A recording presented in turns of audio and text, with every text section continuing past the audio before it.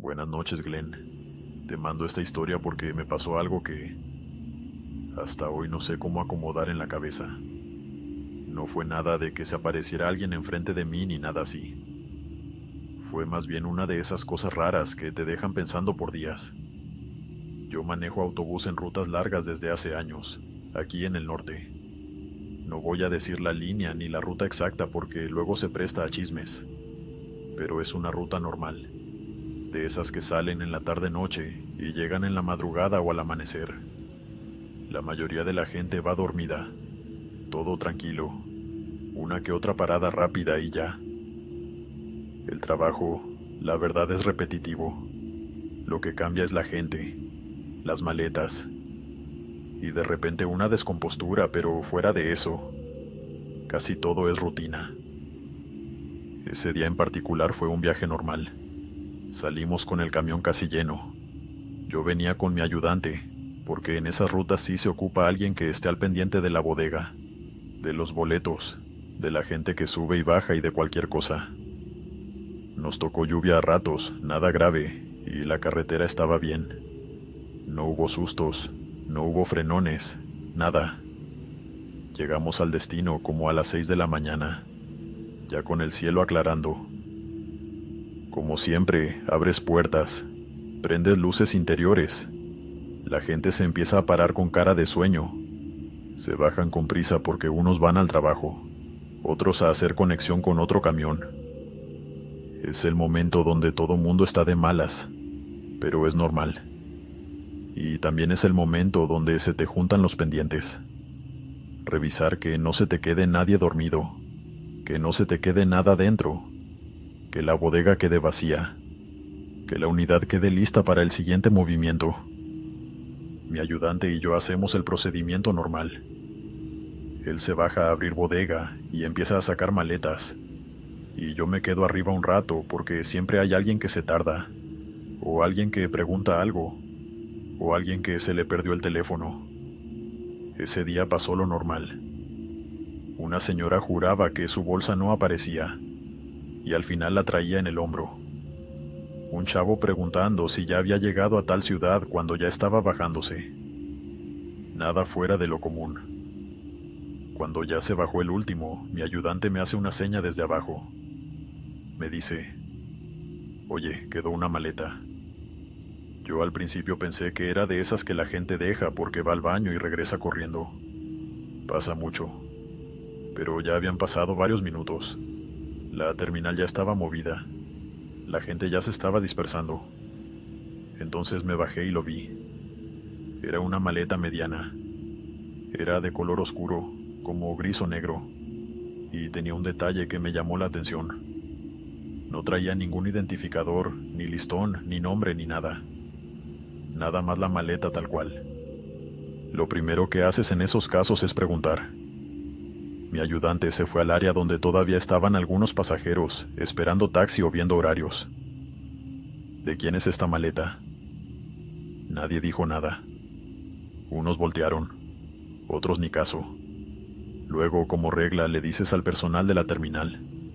Vino un guardia. Nos preguntó si ya habíamos revisado que no fuera de algún pasajero que siguiera adentro. Y le dijimos que no, que ya estaba vacío. Aquí es donde empieza lo raro, pero de forma muy cotidiana. El guardia nos dice: «Pues llévensela a objetos perdidos y que la reclamen». Y así se hace normalmente. Pero mi ayudante, que es bien desconfiado, me dijo: «¿Y si trae algo malo? ¿Y si trae algo que no debemos andar moviendo?». Porque también pasa. A veces la gente deja cosas que no quieres tocar, o cosas que huelen raro, o paquetes, ya sabes. Entonces nos fuimos por lo más práctico. Llevarla a objetos perdidos, pero antes tratar de ubicar al dueño por la vía normal. Mi ayudante revisa en su lista de equipaje lo que había entrado en bodega. En esa línea tú vas anotando cuántas piezas, más o menos cómo son, y a quién se le entregó cada boleto de equipaje. No es perfecto, pero sirve. Y ahí lo primero que vimos fue que esa maleta no nos cuadraba. O sea, en la lista no había algo que dijera maleta dura gris o algo así. Había mochilas, había maletas de tela, había cajas, pero esa no la ubicábamos. Yo le dije, bueno, igual se nos fue, porque en el momento de salida, cuando andas a prisa, puedes anotar mal. No somos robots, pero aún así, normalmente la gente trae su taloncito. Si alguien se baja sin su maleta, a los 2 minutos te está buscando. Y esa vez nadie. Total, nos fuimos con la maleta a objetos perdidos. El señor de ahí nos miró con esa cara de otro problema y nos dijo que necesitaba que le llenáramos un formato, que describiéramos la maleta y que si podíamos decir de qué asiento era el pasajero o algo. Y ahí fue cuando nos quedamos en blanco, porque ni siquiera sabíamos de quién era. Entonces el señor, como para ayudarnos, nos dice, ¿la abrieron? Nosotros dijimos que no, porque no se debe. Pero también hay veces que cuando no hay forma de identificar, se abre con cuidado para buscar algo, un nombre, un papel, un recibo. No para robar, sino para encontrar al dueño. Eso lo hacen en terminales más de lo que la gente cree. El guardia estaba ahí y dijo, se puede abrir si está el encargado. Entonces se hizo lo que se hace. El señor sacó unas llaves, buscó la forma de abrir el cierre con cuidado, y se abrió. Y aquí, otra vez, nada del otro mundo al principio. Había ropa, camisetas, pantalones, ropa interior, todo doblado más o menos normal. Había un suéter, había un pantalón de mezclilla, había un neceser con cosas de higiene. Nada raro. Lo que sí era raro era que la ropa se veía vieja, como guardada mucho tiempo. No sucia, no manchada, pero como si llevara meses en una caja. Tenía ese olor a closet. Y la maleta por dentro también olía así, a humedad de guardado. En el fondo, en una bolsita interna, encontramos lo que parecía un boleto. Uno de esos papelitos que a veces se te olvidan ahí. El señor lo saca y lo ve, y dice, esto no es de hoy. Yo le pedí verlo, y ahí sí se me puso la piel medio rara. Porque el boleto era de nuestra línea, sí, pero no era de esa corrida. Era de otra fecha. Y no era de hace una semana ni nada. Era de varios años atrás. Yo no me acuerdo de fechas exactas siempre, pero ese boleto se veía claramente viejo. El papel ya estaba amarillento y la impresión un poco corrida, como cuando lo guardas y se humedece. Mi ayudante me dijo, ¿y si alguien guardó un boleto viejo ahí y ya? Y sí, puede ser. Pero el detalle es que el boleto no era solo un boleto suelto. Traía el número de corrida y el número de asiento y el nombre parcial de un pasajero. No el nombre completo, pero sí un apellido. Y el señor de objetos perdidos, que sí tiene acceso a más cosas, nos dijo, déjenme revisar en el sistema. Ahí mismo se metió a su computadora. Nosotros pensábamos que nomás iba a salir no existe, porque a veces el sistema no guarda tanto tiempo. Pero el señor tardó más de lo normal. Se quedó callado un rato, como leyendo, y luego nos preguntó, ¿ustedes conocen a este pasajero? Obvio no. Nosotros vemos cientos de caras. Entonces nos dijo algo bien sencillo, sin dramatizar, pero que a mí me dejó helado por dentro. Aquí aparece un registro de incidente en esa corrida. Yo le pedí que me explicara y el señor nos dijo, fue un accidente hace años, no aquí en la terminal, sino en la carretera. En ese viaje hubo un choque y hubo fallecidos. Nos quedamos callados, porque uno escucha de accidentes de otras líneas, de otras rutas, pero cuando te lo dicen así, con un dato concreto y con un boleto en la mano, se siente distinto. Yo le pregunté si el nombre del boleto correspondía a alguien que murió. Él dijo que no podía decirnos mucho, pero que sí, que ese apellido aparecía en la lista de pasajeros de ese día, y que el registro estaba marcado como fallecido o no localizado o algo así. No recuerdo la palabra exacta, pero era una nota interna de la empresa. Mi ayudante me volteó a ver y me dijo en voz bajita, «Entonces, ¿cómo llegó esa maleta aquí?» Y esa fue la pregunta que nos quedamos haciendo, porque lo lógico sería, alguien trae una maleta, viaja hoy, la deja, y dentro trae un boleto viejo porque lo guardó. Eso puede pasar, pero ¿qué probabilidad hay de que justo el boleto viejo sea de una corrida con accidente, de esa misma ruta, y que además esté registrado así? Se sintió demasiado específico, como si la maleta fuera de ese día, de hace años, no de hoy. El señor de objetos perdidos nos dijo, puede ser de un familiar, puede ser de alguien que la tenía guardada, puede ser de alguien que la encontró y la trae. Sí, todo eso es posible. Pero aquí viene lo que para mí fue lo más raro. Y esto sí fue lo que me hizo quedarme pensando, porque el señor nos preguntó algo que yo no había considerado. ¿A qué hora llegó el camión hoy? Le dijimos. ¿Y a qué hora salió esa corrida vieja? Nos dijo la hora, y era casi la misma. Casi el mismo horario, mismo tramo nocturno, misma hora de llegada de madrugada. Eso fue lo que me pegó. En ese momento el guardia ya estaba medio inquieto, y dijo que mejor cerráramos la maleta, que se quedara ahí, que ya si alguien la reclamaba con una descripción exacta y con alguna prueba, se entregaba. Se cerró, se llenó el formato. Nosotros nos fuimos a lo nuestro. Pero yo ese día ya no me quedé igual, porque en el trayecto de regreso yo venía dándole vueltas. Y no era miedo. Era más bien esa sensación de esto no tiene lugar. Como cuando te cuentan algo y tu cabeza intenta acomodarlo y no puede. Pasaron las horas. Nadie reclamó la maleta ese día, ni al siguiente, ni en la semana. Yo pregunté por curiosidad cuando volví a pasar por esa terminal, porque esa ruta la hago seguido. El de objetos perdidos me dijo, no, nadie, sigue aquí. Yo le pregunté si la habían vuelto a abrir para buscar un nombre. Me dijo que sí, que revisaron más a fondo y no había nada. Ni identificación, ni tags, ni papelitos con números. Nada. Solo ropa. Como si la maleta fuera de alguien que viajó y ya.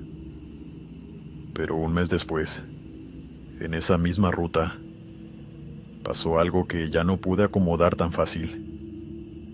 Era otra madrugada normal. Llegamos al destino, todavía oscuro.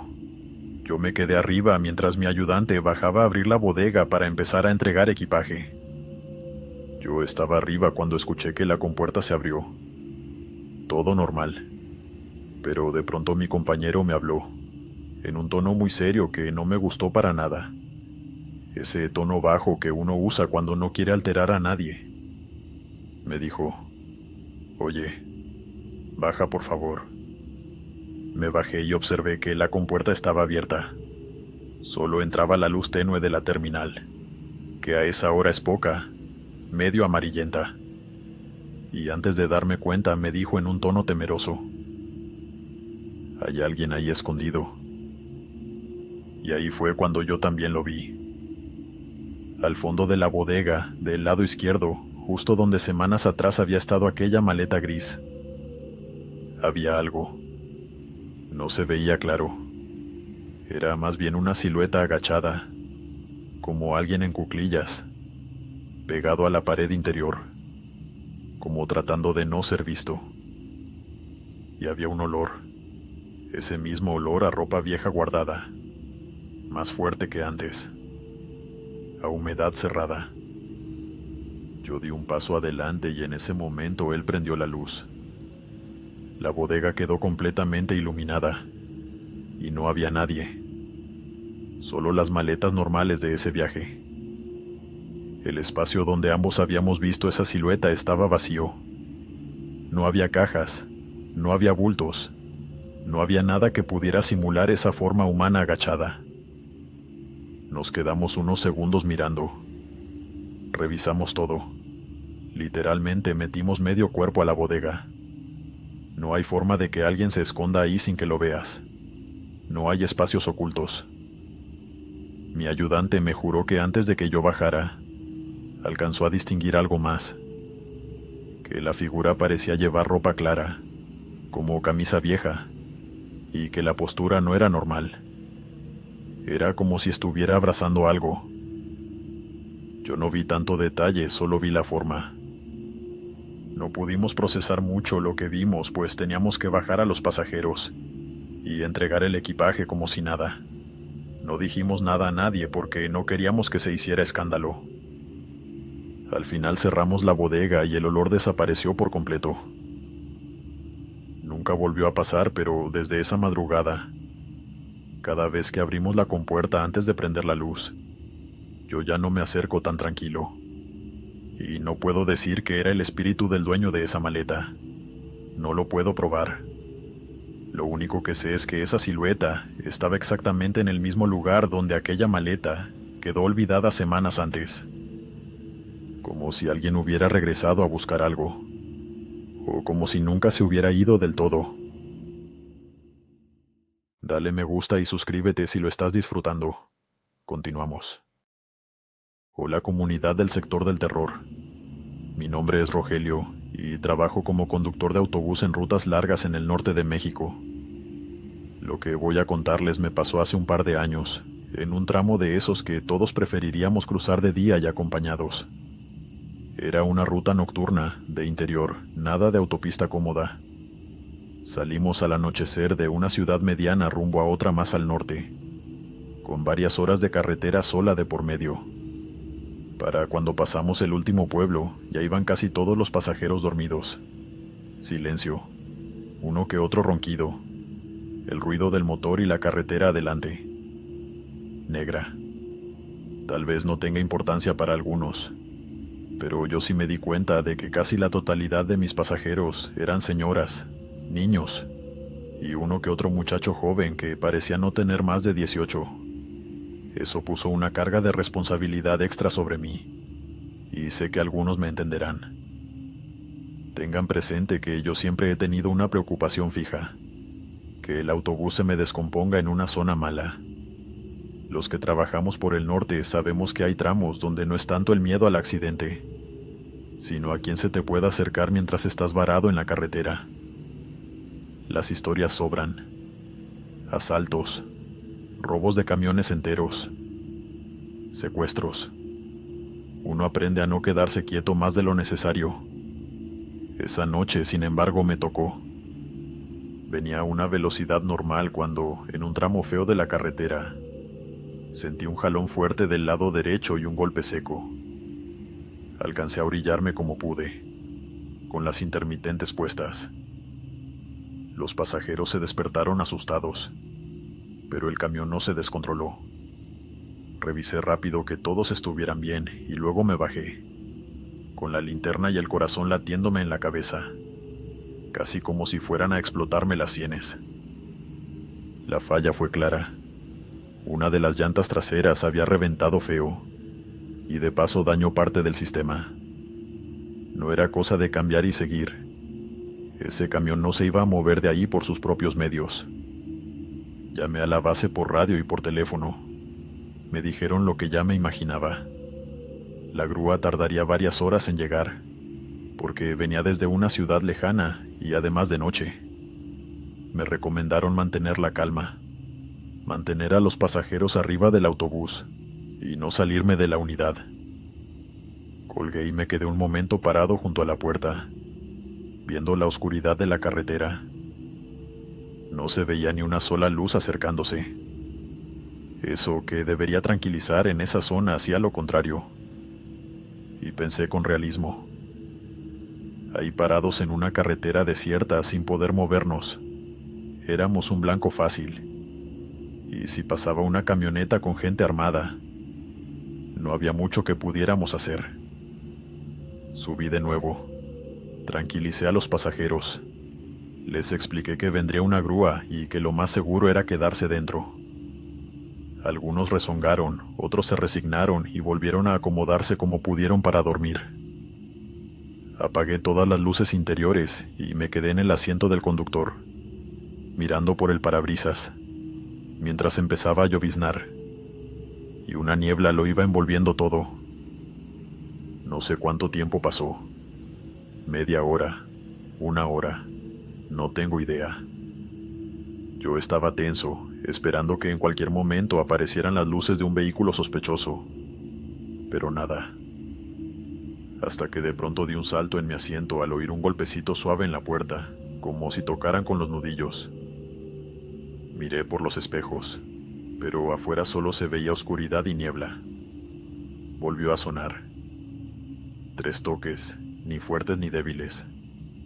Me armé de valor y abrí la puerta esperando lo peor. Ahí estaba un hombre. Vestía traje blanco, bien planchado, pero antiguo en el corte. Llevaba también un sombrero blanco de ala media que le hacía sombra en la cara. No parecía sucio, ni borracho, ni nervioso. Se veía tranquilo. Buenas noches. Vi que se quedó parado. ¿Todo está bien? Hablaba con un tono suave y amable. Yo me quedé callado unos segundos, sin saber si contestar o cerrar la puerta en su cara. Pero algo en su tono o en su postura me quitó un poco el miedo. No sabría decir qué, pero me sentí muy aliviado. Eché un vistazo rápido hacia atrás y vi que ningún pasajero estaba despierto. Reventó la llanta y se dañaron más cosas. Le respondí. Ya viene una grúa, pero va a tardar. El hombre asintió despacio. Pues no es lugar para estar solo. Si le parece, me quedo un rato aquí con usted, platicando para que se le haga menos pesada la espera. ¿Me puede decir don Lalo? Lo dudé. Las historias de gente amable que luego te asalta también existen. Pero no traía nada en las manos, ningún objeto para dañar y no se veía agresivo. Además, estando yo ahí solo en la cabina, con pasajeros dormidos atrás, también me daba miedo quedarme sin nadie despierto. Al final hice algo que normalmente no haría. Le dije que subiera y se sentó en el asiento de copiloto. La plática empezó sencilla. Me dijo que años atrás él había trabajado en el camino. No quiso especificar si de chofer, de ayudante o de qué, pero conocía bien nombres de pueblos, tramos, comidas de carretera. Yo me fui relajando poco a poco. Mientras hablábamos me di cuenta de algo. Ningún vehículo pasaba. Era como si esa parte de la carretera se hubiera quedado afuera del mundo. Platicar con don Lalo me alivió el miedo de que nos asaltaran. No preguntó nada raro, no quiso saber cuánta gente llevaba, ni cuánto tiempo tardaría la grúa. Solo conversaba como quien hace compañía por gusto. En algún momento le ofrecí agua de mi botella. Me dijo que no, que estaba bien así. Yo, que normalmente no me abro con los pasajeros, terminé contándole cosas que casi no digo. Que a veces me gana el miedo en ciertos tramos, que uno se hace el valiente, pero sabe los riesgos. Que mi familia me pide que deje la noche y yo no puedo porque es donde hay más horas. Él me escuchó con atención. Me dijo algo que se me quedó grabado. No todo el que se te acerca de madrugada viene a hacerte daño, muchacho. Acuérdese de eso. No sé cuánto rato más estuvimos así. En algún punto, la cabina empezó a verse menos oscura, como cuando el cielo comienza a aclarar un poco, antes del amanecer. Miré por el parabrisas y noté que la neblina estaba un poco más densa, metiéndose por la carretera como humo. Don Lalo se puso de pie, acomodándose el sombrero, y con el mismo tono amable y suave con el que se presentó me dijo: «Ya casi es hora de que lleguen por usted. Hasta aquí le hago compañía. De aquí en adelante ya no la necesita». Yo le contesté que se quedara hasta que llegara la grúa, y que lo acercaríamos a donde necesitara, pero don Lalo negó con la cabeza amablemente y me dijo: «Mi camino es por otro lado». Se dirigió a la puerta. Yo le abrí mientras le daba las gracias por haberme hecho compañía y haber charlado conmigo. Luego bajó con calma por las escaleras del autobús. Yo me incliné un poco para verlo mejor. No sé si por la luz rara del amanecer o por la neblina, pero nunca alcancé a verle bien la cara. Solo su perfil, la sombra del sombrero El traje, claro. Lo vi caminar por la orilla de la carretera, sin hacer señas, sin voltear. Sus pasos no hacían ruido. La neblina lo fue envolviendo poco a poco y eventualmente desapareció. Se desvaneció dentro de la bruma. No escuché ningún auto ni nada parecido, por lo que asumí que tampoco debió irse en auto. Y a medida que pasaban los minutos, como si estuviera saliendo de un sueño, me di cuenta de lo raro que había sido aquello. No habrán pasado ni 10 minutos cuando vi, a lo lejos, las luces amarillas de una grúa acercándose. Me dio hasta risa nerviosa la precisión que había tenido don Lalo. Bajé a recibir al operador. Me saludó, revisó la llanta, el daño, luego me miró serio. Tuvieron suerte. Este pinchazo te pudo haber sacado de la carretera. ¿No se te arrimó ninguna camioneta? ¿Nadie te molestó? No, solo un señor de traje blanco que se quedó platicando conmigo un rato. Se fue caminando hace poco, justo antes de que usted llegara. Lo que dije debió sonarle igual de raro al trabajador, ya que puso cara como de sospecha y me preguntó que cuál señor. Se lo describí tanto como pude, pero el trabajador me dijo que él venía por la recta y nunca vio a nadie al otro lado del camino. Quise insistir, señalar la dirección por donde se había ido, pero me callé. Lo dejé pasar. Me ayudó a enganchar la unidad y subimos a la grúa. Para entonces algunos pasajeros ya se habían despertado. De camino a la ciudad más cercana, el gruero me dijo que esa zona era peligrosa. Que qué bueno que no me había topado con los que a veces se paran a otros asuntos angustiantes. Yo, sentado a su lado, solo pensaba en el hombre de blanco que había decidido hacerme compañía toda la noche. Sin pedir nada, sin buscar nada, y que se fue justo cuando ya no era necesario.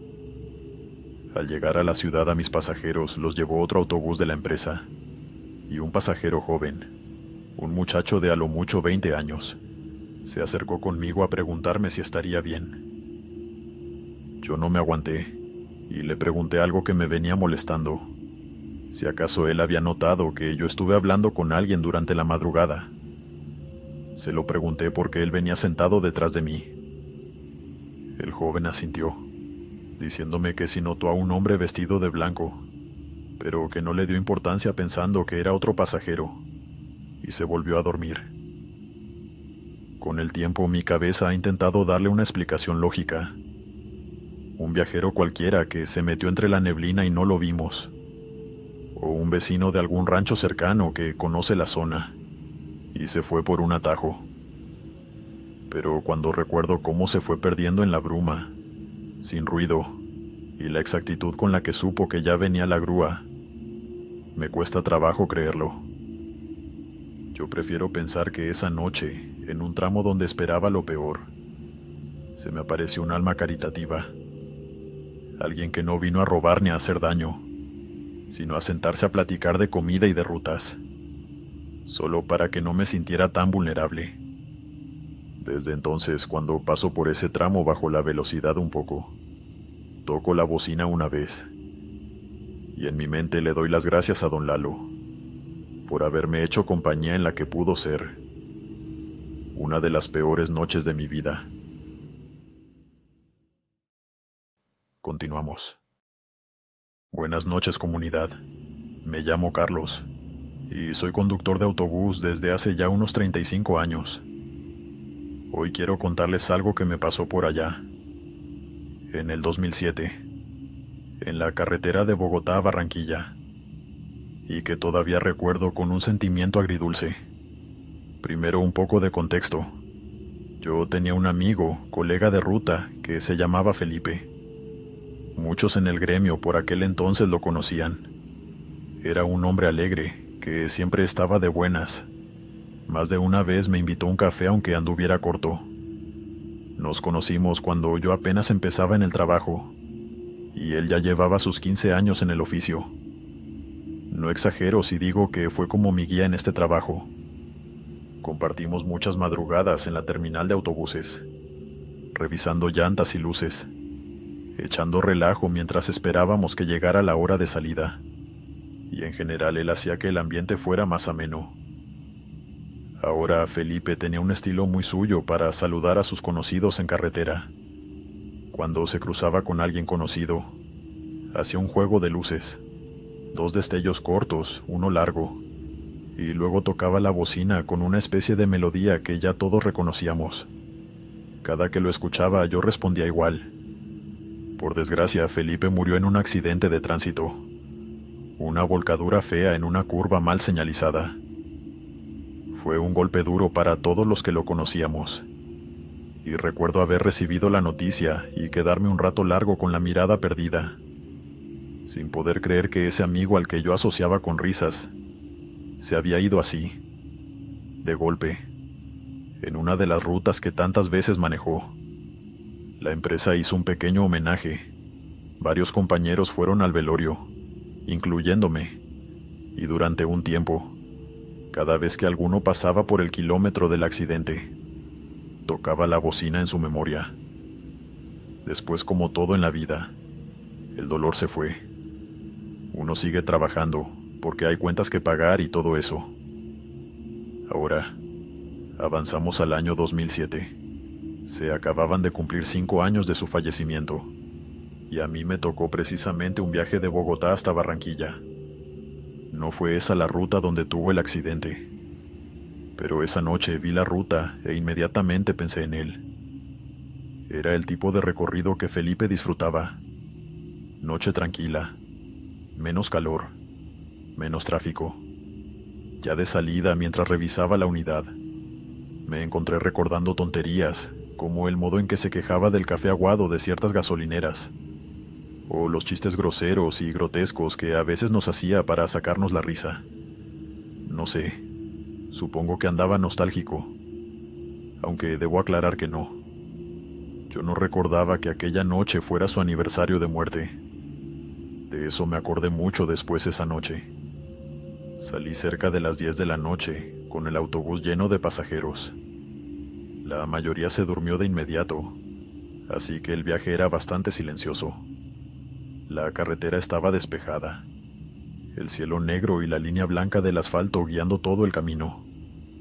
Yo venía serio pero en paz, con Felipe rondando en mis pensamientos. Pero luego se me pasó y me concentré en mis propios asuntos. Serían como las 12:30 cuando pasó. Yo iba por el carril derecho, a buena velocidad, cuando vi a lo lejos, viniendo en la vía contraria, las luces de otro autobús acercándose. Primero pensé que era uno de otra línea cualquiera, nada fuera de lo común. Pero cuando lo tuve a unos cuantos metros, se me apretó el pecho. Las luces de la carretera bien iluminada me dejaron ver que aquel autobús que se acercaba no era parecido al de Felipe. Era idéntico. Misma marca, mismo modelo, misma pintura.